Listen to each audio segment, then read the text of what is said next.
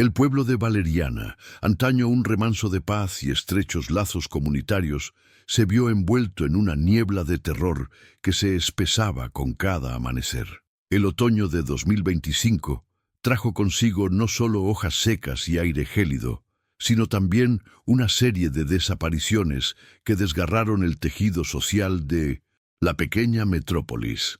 El patrón era siempre el mismo, y con cada nuevo suceso el pánico se intensificaba. Mujeres embarazadas, en sus últimos meses de gestación, desaparecían sin dejar rastro, como si la tierra se las hubiera tragado. La policía, inicialmente perpleja, pronto se dio cuenta de que no se trataba de escapes ni accidentes aislados. Un depredador andaba suelto, y su objetivo era la vida en su estado más vulnerable y prometedor. La primera víctima fue Ana Lucia, una maestra de 28 años, cuya sonrisa contagiosa y prominente barriga eran la alegría de su esposo. Pedro desapareció camino a su última cita prenatal. Su coche fue encontrado abandonado en una calle lateral, con la puerta del conductor entreabierta y su bolso intacto en el asiento del copiloto. La ausencia de señales de lucha era tan inquietante como su propia ausencia. Semanas después le llegó el turno a Sofía, una artista visual embarazada de gemelos. Desapareció de su casa, donde no había habido robos, solo una ventana discretamente abierta en la parte trasera. Su esposo, desesperado, encontró una nota en la mesa de la cocina, escrita con una letra elegante y fría. La vida es un ciclo, yo soy la parca. El detective Ricardo Almeida, un veterano de 20 años con una cicatriz en la ceja que contaba historias de noches de insomnio y casos sin resolver, fue puesto a cargo de la investigación. Sentía el peso de la ciudad sobre sus hombros. Valeriana no estaba acostumbrada a tanta brutalidad. Los crímenes eran personales, íntimos, y la falta de cuerpos lo hacía todo aún más angustioso para las familias y la propia policía. Ricardo formó un grupo de trabajo, reuniendo a los mejores investigadores de la región. La sala de conferencias de la comisaría se convirtió en un laberinto de mapas, fotos de víctimas, teorías y plazos cada vez más ajustados. No tenemos un motivo claro, dijo la detective Laura Méndez, su compañera más joven y perspicaz, señalando la pizarra. No se pidió ningún rescate, no hay pruebas de robo ni venganza personal. Es como si solo quisiera borrarlas de la existencia. Ricardo asintió, con la mirada fija en las fotos de las mujeres. Y el mensaje de Sofía, la vida es un ciclo, yo soy la parca. Eso sugiere un modus operandi con alguna motivación ideológica o psicótica. No solo está matando, está dejando una huella. Los medios locales, inicialmente cautelosos, explotaron con la noticia. Los periódicos publicaron titulares alarmantes y los noticieros de televisión dedicaron horas al monstruo de la maternidad. Los habitantes de Valeriana vivían bajo un velo de miedo. Las calles, antes llenas de vida, se vaciaban al anochecer. Las mujeres, embarazadas, estaban constantemente acompañadas por sus familiares, y la alegría de esperar un hijo dio paso a una ansiedad sofocante. La presión sobre la policía era inmensa, proveniente de todos lados, del ayuntamiento, de la prensa y, lo más doloroso, de la mirada desesperada de los familiares de las víctimas. Pasaron los meses y el rastro del asesino seguía frío. Con cada nueva desaparición, la frustración del equipo de Ricardo crecía. Habían entrevistado a cientos de personas, registrado cada rincón de la ciudad, analizado cada detalle. Pero el segador parecía un fantasma. La falta de cuerpos era el mayor obstáculo. Sin ellos no había escenas del crimen que analizar, ni pruebas forenses concretas, solo el vacío dejado por las víctimas. Tenemos que pensar como él, sugirió Laura durante una noche de café frío y papeles dispersos. Es metódico, inteligente, no deja cabos sueltos. ¿Qué saca de esto? ¿Qué lo motiva? Ricardo hojeó un expediente sobre asesinos en serie con motivos inusuales. El mensaje de Sofía. el ciclo de la vida. Quizás se ve a sí mismo como un purificador, alguien que decide quién vive y quién muere, incluso antes de nacer. Es una megalomanía aterradora. El equipo comenzó a centrarse en los perfiles psicológicos. Un asesino con semejante patrón de víctimas y la ausencia de otros motivos comunes, sexo, dinero, venganza, probablemente tenía un historial de profundos problemas psicológicos, tal vez un complejo de superioridad o un delirio de control. Revisaron casos de pacientes psiquiátricos dados de alta, antiguos empleados de hospitales o maternidades, cualquiera que pudiera tener acceso o conocimiento de mujeres embarazadas. Un descubrimiento inesperado surgió de un detalle casi imperceptible. En una de las casas de las víctimas, la detective Laura notó un pequeño arañazo en el marco de una ventana, apenas visible a simple vista.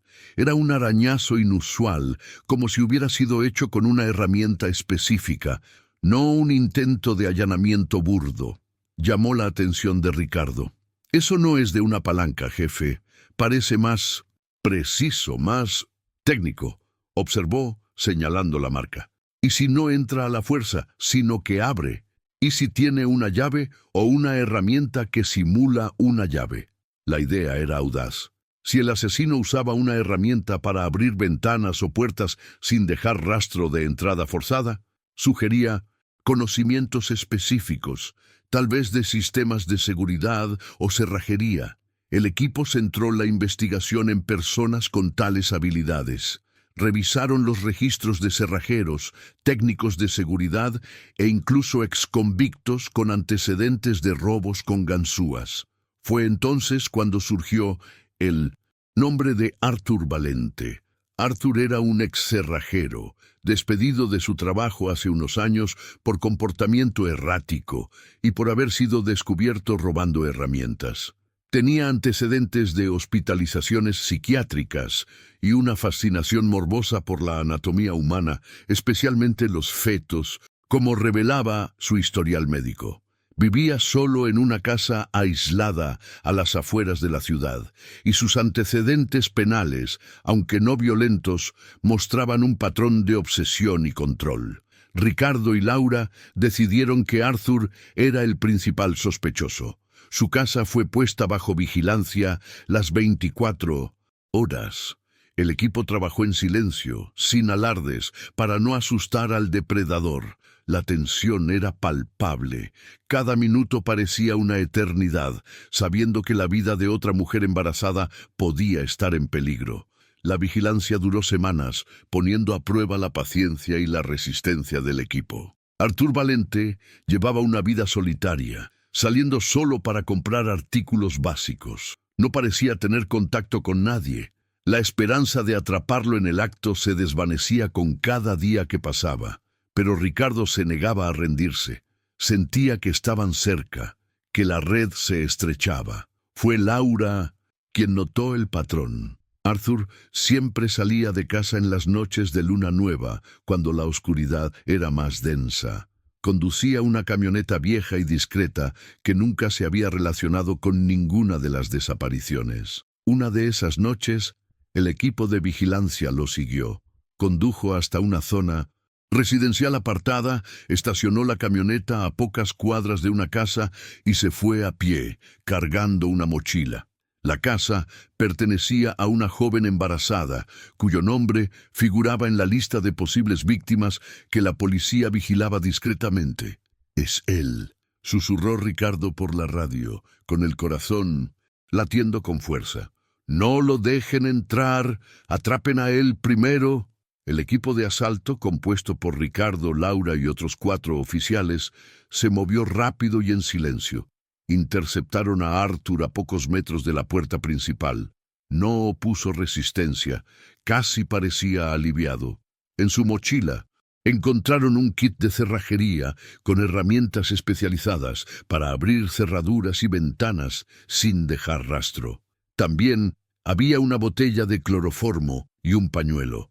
La nota con la frase «La vida es un ciclo, soy la parca» estaba doblada y guardada en su bolsillo. Arthur Valente fue llevado a la comisaría. Durante el interrogatorio, permaneció en silencio durante horas, con una sonrisa enigmática en los labios. Fue Laura quien logró romper la barrera.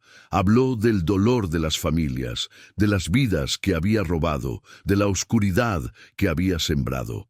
Arthur finalmente comenzó a hablar, con una voz monótona y carente de emoción.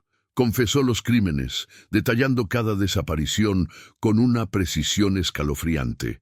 Se veía a sí mismo como un jardinero que podaba la vida antes de que floreciera, creyendo que purificaba el mundo de almas que consideraba indignas.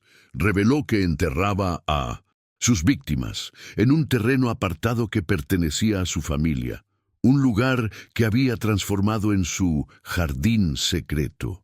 Se proporcionó la ubicación y finalmente se encontraron los cuerpos de las mujeres embarazadas, lo que trajo un cierre doloroso pero necesario a las familias. El juicio de Arthur Valente fue el evento más seguido en la historia de Valeriana. El pequeño pueblo, que tanto había sufrido, ahora buscaba justicia. La sala del tribunal se llenaba a diario con familiares de las víctimas, periodistas de todo el país y ciudadanos comunes que deseaban que el monstruo rindiera cuentas por sus atroces actos.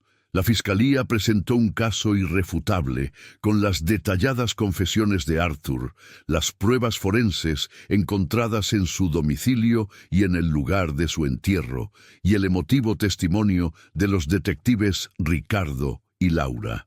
La defensa intentó alegar locura, alegando que Arthur era un hombre enfermo, incapaz de distinguir el bien del mal.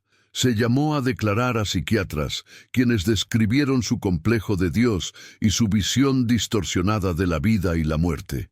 Sin embargo, la Fiscalía replicó que a pesar de sus patologías, Arthur había planeado sus crímenes con meticulosidad y premeditación, demostrando plena conciencia de sus actos. Elegía a sus víctimas con cuidado, vigilaba sus movimientos y ejecutaba los secuestros con calculada precisión. La frialdad con la que describió sus acciones conmocionó a todos en la sala.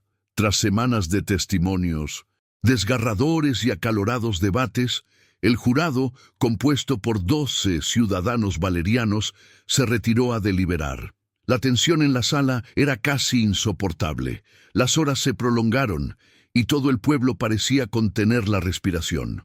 Cuando finalmente se anunció el veredicto, un silencio sepulcral invadió la sala. «Culpable», declaró el presidente del jurado, y un suspiro colectivo de alivio y dolor resonó en la sala. Culpable de secuestro, asesinato y ocultación de un cadáver.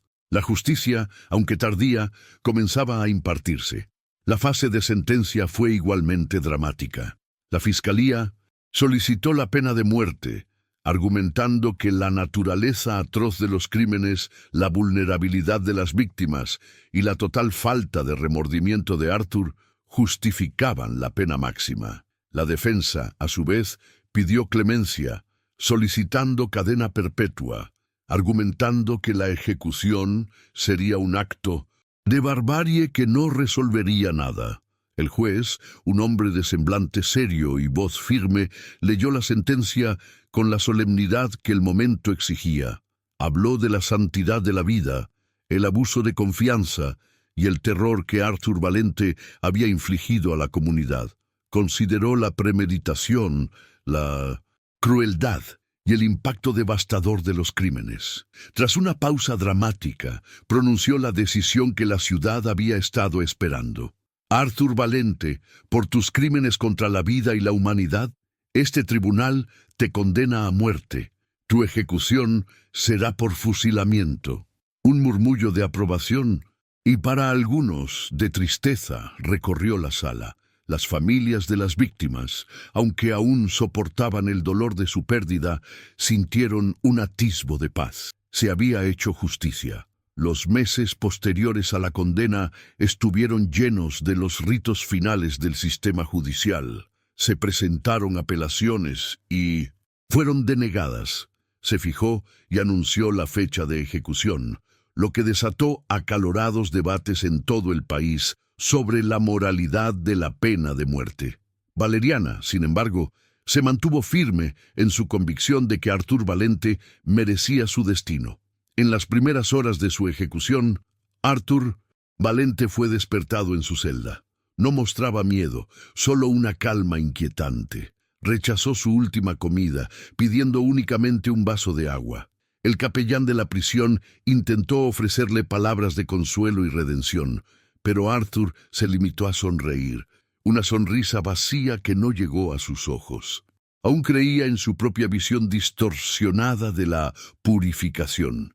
Lo llevaron al patio de la prisión, donde lo esperaba un pelotón de fusilamiento. El aire era frío y húmedo, y el cielo comenzaba a aclararse con los primeros rayos de sol. Ricardo Almeida y Laura Méndez estaban presentes, observando desde una distancia respetuosa. No sentían alegría, solo un profundo cansancio y la certeza de haber cumplido con su deber. La imagen de las mujeres embarazadas, cuyas vidas habían sido brutalmente truncadas, persistía en sus mentes. Artur Valente fue atado a un poste. Tenía los ojos abiertos, fijos en el horizonte, como si contemplara algo que solo él podía ver. El comandante del pelotón dio las órdenes, se alzaron los rifles, el silencio solo lo rompía el sonido del viento y los latidos de los corazones. Una última orden, y luego el ensordecedor sonido de los disparos. El cuerpo de Artur Valente se estremeció y se desplomó. El segador había encontrado su propio fin. La vida, en su ciclo implacable, le había cobrado su precio. Valeriana comenzó a sanar lentamente sus heridas, pero el recuerdo de las mujeres embarazadas y el terror que las envolvió jamás sería olvidado. La historia de Artur Valente serviría como un sombrío recordatorio de la oscuridad que puede habitar el alma humana y de la constante vigilancia necesaria para proteger la vida en su forma más sagrada.